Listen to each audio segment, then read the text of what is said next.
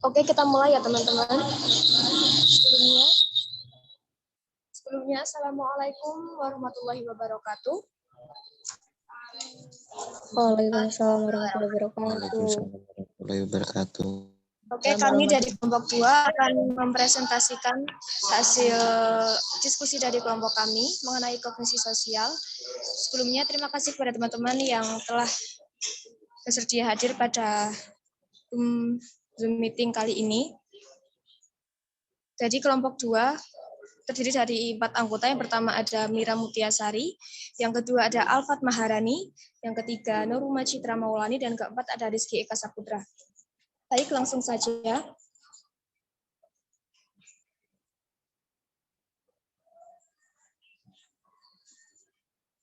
Definisi kognisi sosial. Baik, dari teman-teman sebelumnya, ada yang tahu nggak nih kognisi sosial, kognisi sendiri itu apa? Jadi kognisi itu proses mental yang terjadi mengenai sesuatu yang didapatkan dari kegiatan berpikir tentang seseorang atau sesuatu. Itu pengertian kognisi secara umum. Sedangkan definisi kognisi sosial sendiri dibagi menjadi 2. Yang pertama adalah ada sebagai kognisi sosial sebagai pendekatan, lalu ada kognisi sosial sebagai teori.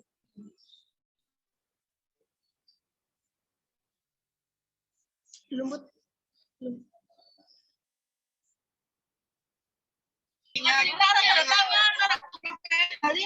Yo, hati. Halo.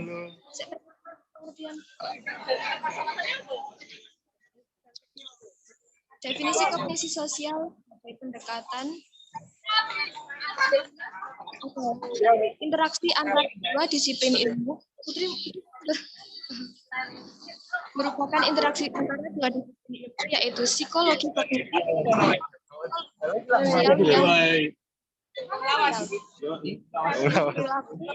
penilaian individu tidak bisa muncul akibat dari stimulus yang melahirkan respons, tetapi karena stimulus mempengaruhi kognisi seseorang dan kemudian dirinya memberi respons sebagai hasil dari proses dalam kognisinya. Teman-teman, mohon maaf bisa di-mute semuanya. Lalu, yang kedua,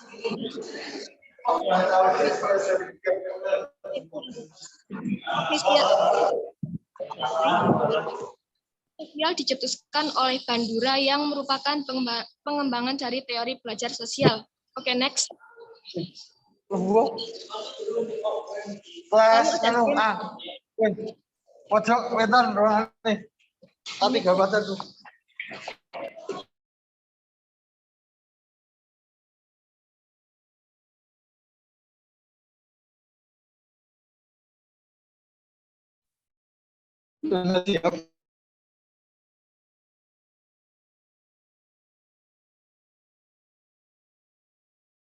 Minta tolong yang belum komit bisa di-mute dulu mic-nya.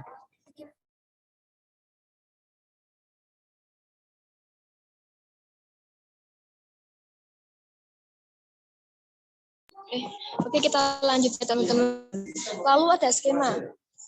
Nah, skema ini itu merupakan salah satu komponen dasar dari kognisi sosial. Pengertian dari skema sendiri yaitu seperangkat tatanan struktur pengetahuan atau pemahaman mengenai beberapa konsep stimulus. Nah, skema ini dapat terbentuk dari budaya di mana tempat kita tinggal dan dapat mempengaruhi perilaku sosial kita. Oke, next.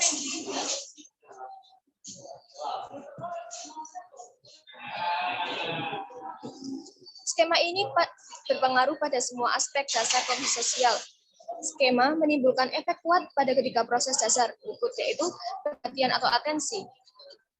Jadi misal seseorang akan yang memberikan perhatian khusus atau atensi pada sesuatu itu dipengaruhi oleh skema. Lalu yang kedua ada pengodahan. Sama seperti yang tadi, sama seperti perhatian dan atensi. Saat seseorang akan melakukan sebuah pengkodean, itu dipengaruhi oleh skema. Lalu ada mengingat kembali atau retrieval. Next. Lalu selanjutnya adalah heuristik. Heuristik ini merupakan komponen dari skema. Jadi skema itu merupakan terbentuk dari heuristik. Pengertian heuristik sendiri adalah aturan sederhana untuk membuat keputusan kompleks, selanjutnya menarik kesimpulan secara cepat dan seakan tanpa usaha yang berarti. Jadi misal orang dihadapkan pada suatu permasalahan, dia itu bisa membuat keputusan secara cepat dan tepat tanpa membutuhkan usaha yang begitu berarti, seperti itu. Nah, heuristik sendiri ini itu terbagi menjadi dua. Yang pertama ada heuristik keterwakilan dan heuristik ketersediaan. Heuristik keterwakilan adalah suatu strategi untuk membuat penilaian berdasarkan pada sejauh mana stimulus atau peristiwa tersebut mempunyai kemiripan dengan stimulus atau kategori lain. Sedangkan heuristik ketersediaan itu merupakan sebuah strategi untuk membuat keputusan berdasarkan seberapa mudah suatu informasi yang spesifik dapat dimunculkan dalam pikiran kita. Jadi, semakin mudah suatu informasi masuk ke dalam pikiran, semakin besar pula pengaruhnya terhadap penilaian atau keputusan yang akan dibuat. Nah, dalam heuristik ini terdapat istilah priming. Priming ini merupakan bertambahnya ketersediaan informasi sebagai hasil dari sering hadirnya rangsangan atau peristiwa-peristiwa tertentu. Oke, materi selanjutnya akan disampaikan oleh Mira.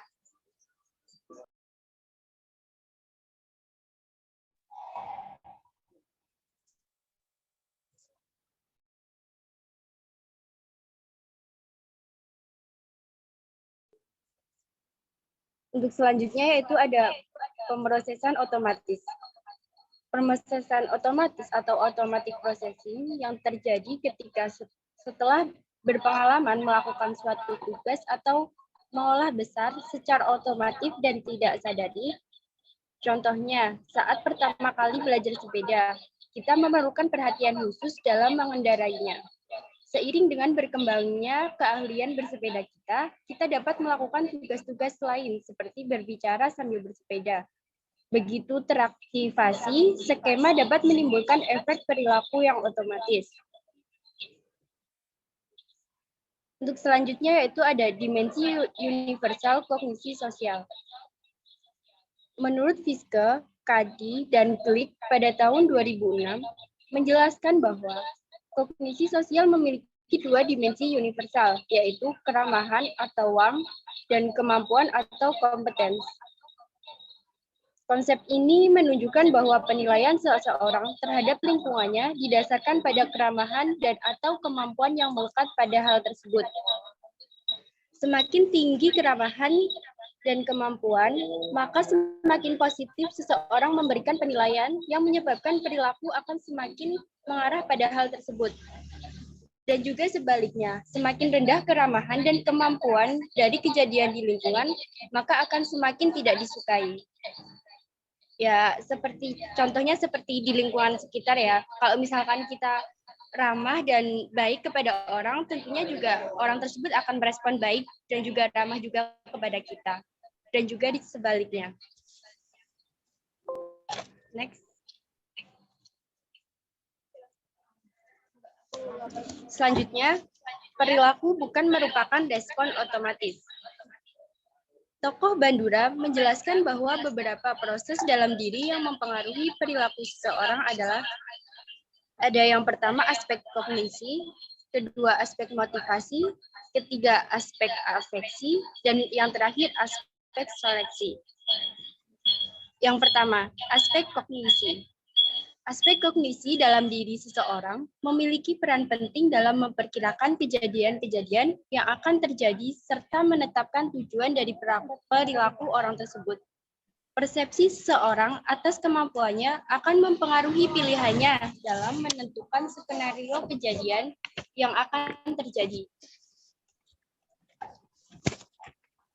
Orang yang merasa mampu akan lebih mudah memvisualisasikan diri keberhasilannya sebagai tuntunan positif terhadap dirinya. Dan juga sebaliknya, orang yang merasa kurang mampu akan lebih banyak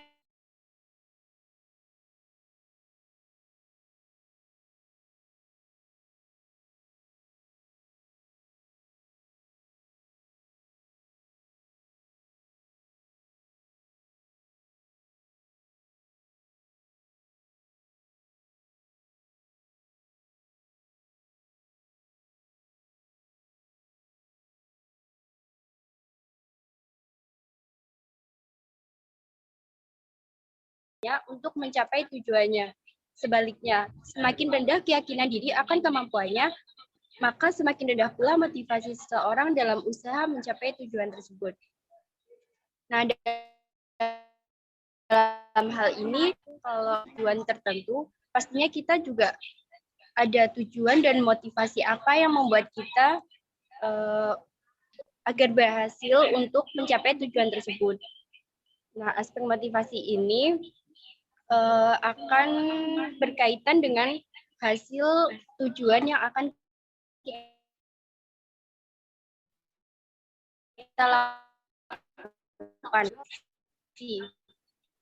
Afeksi dalam diri orang berhubungan dengan keyakinan akan kemampuan diri untuk melihat berbagai faktor yang menekan atau stres dan dapat menjadi pemicu depresi saat menghadapi hambatan dalam rangka mencapai tujuan.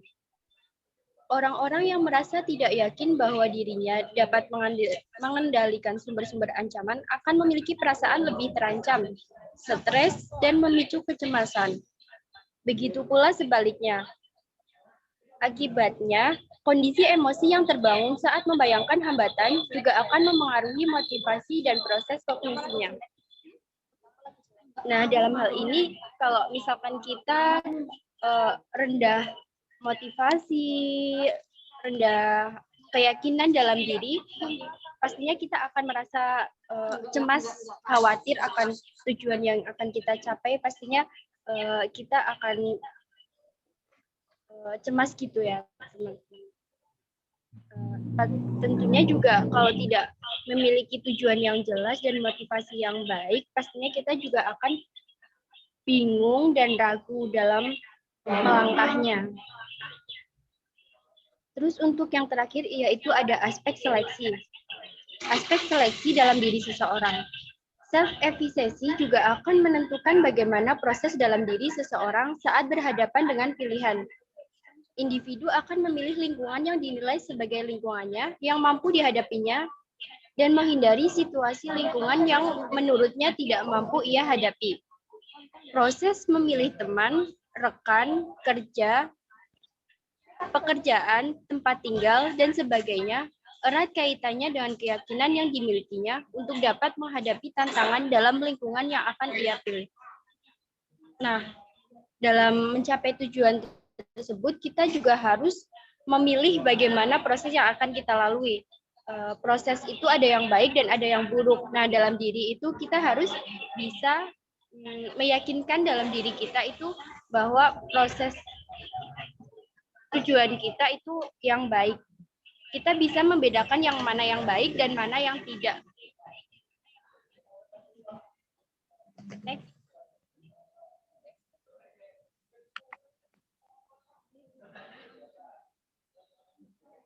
Selanjutnya ada teori belajar sosial sebagai dasar teori kognisi sosial. Perkembangan teori kognisi sosial diawali dengan teori belajar sosial atau social learning pada tahun 1960-an. Teori belajar sosial banyak mendasarkan asumsinya pada peniruan atau modeling yang dilakukan oleh seseorang sebagai penyebab perilaku. Pernyataan tersebut dari Lamorte pada tahun 2016. Selain Lamorte juga ada tokoh lain yaitu Bandura yang menyatakan bahwa dalam sebuah rangkaian perilaku terdapat proses kognisi yang menjadi dasar munculnya perilaku tersebut.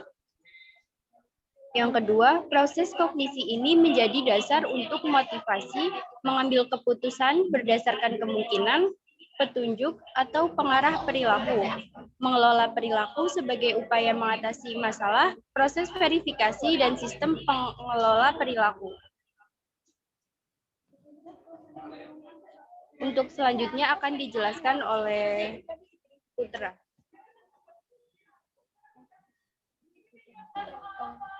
Selanjutnya ada proses kognisi sebagai pengarah perilaku. Dalam hal ini menunjukkan bahwa seseorang sudah memikirkan hasil akhirnya dan terdapat penguat yang didasarkan pada diri sendiri sebelum perilaku muncul.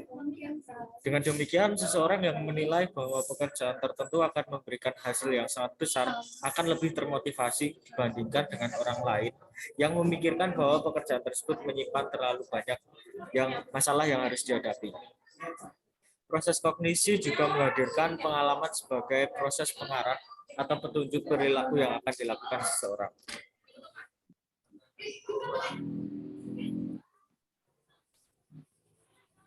Selanjutnya ada proses kognisi mendasari pembentukan perilaku. Dijelaskan oleh Bandura bahwa proses yang mendasari pembentukan perilaku terdiri atas dua bagian. Yang pertama ada pikiran sebagai konstruksi simbolik, menunjukkan bahwa pikiran bekerja menggunakan simbol-simbol tertentu, termasuk seperti angka, musik, serta simbol-simbol lainnya. Yang selanjutnya, proses kognisi sebagai pengembangan bahasa, menjelaskan bagaimana bahasa memiliki peran yang sangat besar dalam pikiran manusia. Melalui perkembangan bahasa, maka kemampuan untuk menyelesaikan masalah menjadi semakin besar. Selanjutnya ada peran kognisi dalam mengelola perilaku. Menurut Bandura, kognisi berperan dalam pengelolaan perilaku. Sebagian besar perilaku manusia dikendalikan secara terpadu oleh dua atau lebih sumber yang mempengaruhinya. Sedangkan menurut Lusiska dan Schwarzer menjelaskan bahwa pengembangan konsep kognisi sosial dari teori belajar sosial dilakukan dengan menambah konsep self-efficacy sebagai kompetensi yang menjadikan perilaku tersebut mungkin dilakukan dengan kontrol dirinya sendiri. Selain itu, kognisi sosial juga bergantung pada faktor lain, yaitu ada faktor self-efficacy, faktor harapan terhadap hasil akhir atau outcome expectation, dan faktor sosiokultural dalam menciptakan peluang dan tantangan. Selanjutnya ada penelitian klasik mengenai kognisi sosial. Ada dua penelitian klasik. Yang pertama ada penelitian konformitas, penelitian yang menunjukkan pentingnya penilaian dalam diri seseorang untuk menentukan perilaku. Selanjutnya ada penelitian self-efficacy, penelitian yang dapat membantu seseorang dalam menghadapi dan mengatasi permasalahan yang dialami. Selanjutnya ada perkembangan penelitian mengenai kognisi sosial. Salah satu penelitian terbaru mengenai kognisi sosial adalah konsep meta-prejudice yang dikembangkan oleh Idham Shah Eka Putra tahun 2014. Konsep meta-prejudice adalah konsep yang menjelaskan apa yang dipikirkan oleh seseorang dari anggota kelompok terhadap orang lain yang dalam pikirannya berpikir negatif tentang orang lain, jadi negatif thinking ke orang lain. Selanjutnya ada sumber-sumber kesalahan sosial. Dalam memahami orang lain dan dunia sosial terdapat kecenderungan dalam mengalami kesalahan. Beberapa yang menyebabkan kesalahan adalah bias negativitas, pemikiran kontrafaktual, bias optimistik, pemikiran magis, dan kerugian akibat banyak berpikir, yang terakhir menekan pikiran. Kalau bias negatif itu lebih fokus dan sensitif pada informasi-informasi dan stimulus yang negatif daripada positif. Kalau yang bias kontrafaktual itu membayangkan hasil lain daripada yang faktual. Yang optimistik itu predisposisi untuk mengharapkan sesuatu berjalan dengan baik. Kalau pemikiran magis itu berpikir dengan melibatkan asumsi yang tidak berdasarkan alasan rasional.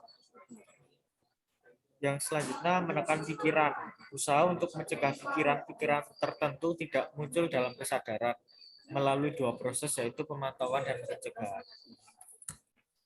Untuk materi selanjutnya dijelaskan oleh Mbak Alfat.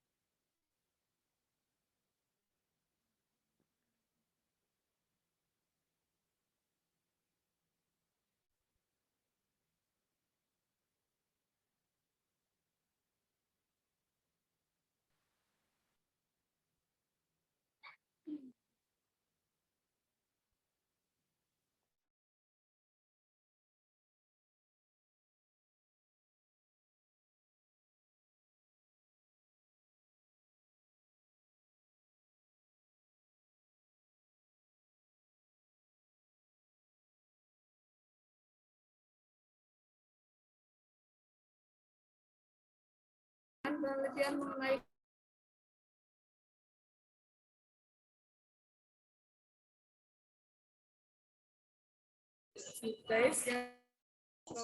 Bapak yang berprasangka.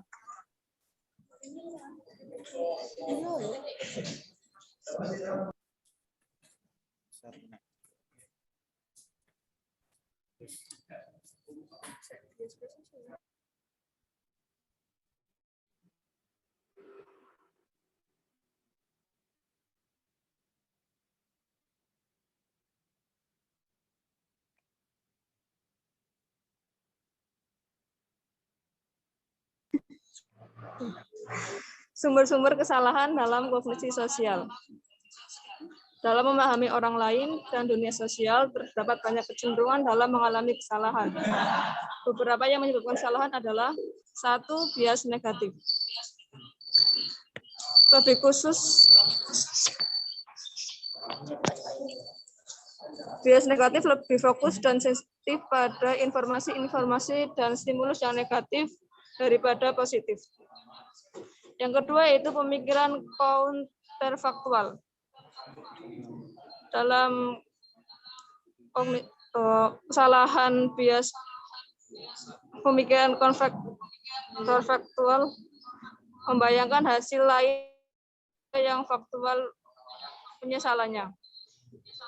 Yang ketiga yaitu ada bias optimistik, predisposisi untuk mengharapkan sesuatu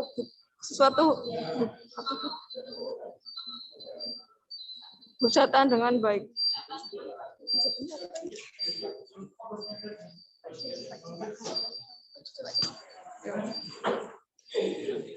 Yang selanjutnya ada pemikiran magis. Pemikiran magis berpikir dengan melibatkan asumsi yang tidak berdasarkan alasan rasional. Selanjutnya itu kerugian akibat banyak berpikir. Dan yang terakhir menekankan pikiran. Usaha untuk mencegah pikiran-pikiran tertentu tidak muncul dalam kesadaran melalui 2 proses, yaitu 1 pemantauan dan 2 pencegahan.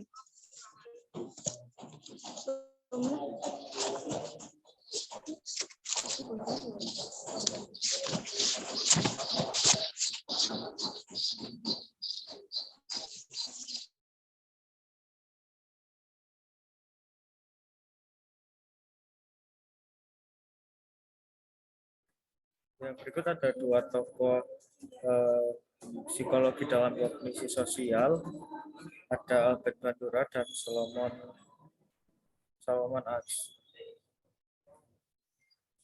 Ya oke teman-teman, itu mungkin presentasi dari kita. Bila ada yang ingin bertanya, menambahkan, menanggapi, kami persilahkan.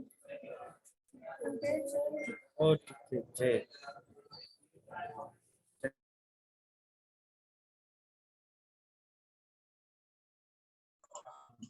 Oke, jadi teman-teman, seperti yang dikatakan, yang diinformasikan oleh komite tadi, untuk pertanyaan, sanggahan, atau diskusi bisa dilakukan di GC ya teman-teman. Mungkin cukup sekian presentasi dari kelompok kami. Apabila ada kesalahan atau kekurangan kami dalam menyampaikan materi, kami mohon maaf. Semoga ilmunya bermanfaat. Kami akhiri. Wabillahi taufiq wal hidayah. Assalamualaikum warahmatullahi wabarakatuh. Jangan teman-teman, kami dokumentasikan dulu. On cam, minta tolong on cam ya teman-teman.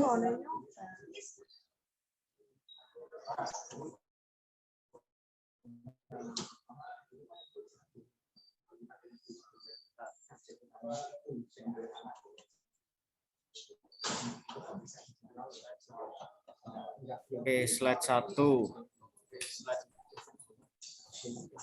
Lanjut slide 2.